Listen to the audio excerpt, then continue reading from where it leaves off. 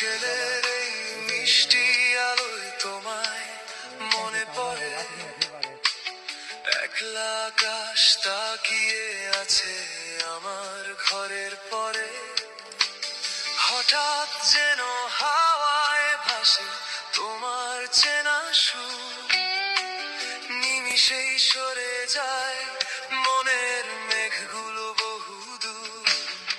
কিছু কথা না বলা থাক, কিছু আশা জাগুক বুকে। আজকে মনের সব অনুভূতি অল্প একটু ওরুক সুখে। চোখে চোখ রেখে শুধু কেটে যাক এই